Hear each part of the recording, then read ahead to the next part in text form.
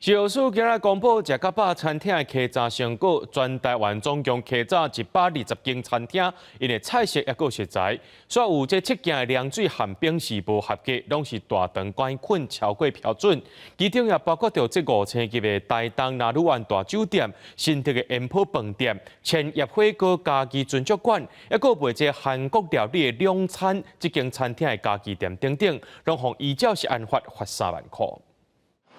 真侪人爱去食到饱餐厅食饭，因为菜色真丰富，要食啥拢有。但是卫福部食药署公布113年全台湾食到饱餐厅客栈结果，客栈120间，抽验182件成品甲食材，结果有7件饮料加冰无合格，拢是肠杆菌超过标准。它代表的是它的水源的水质，或者是它人员的卫生，还有它的器具的卫生，以及制成卫生跟它的相关的后续的储存，在某个环节上有缺失。食药署讲无合格名单内面包括5星级的台东南鲁湾大酒店、4粒星的新竹盐埔大饭店、福禄里精品饭店、台中寿喜烧一丁。两餐韩国贵阳火锅食到饱家己店、千叶火锅家己尊爵馆、卫生地方局拢已经依照食安法裁处3万。都无科医生提醒讲，民众若无顺利食到带菌的食物，有可能会食物中毒。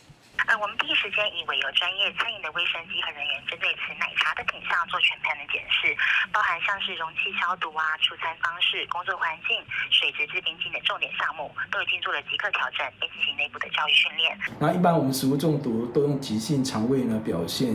症状包括恶心、呕吐、肚子痛，甚至腹泻、发烧都可能。食药署呼吁业者爱做好自主管理，提供饮料加冰的时阵，爱注意环境甲人员操作的卫生。对这7件无符合卫生标准的业者，限期改善。若到时无改善的，会当罚3万到300万。若南鲁湾大酒店是讲相关产品怎么已经无卖啊？记者综合报道。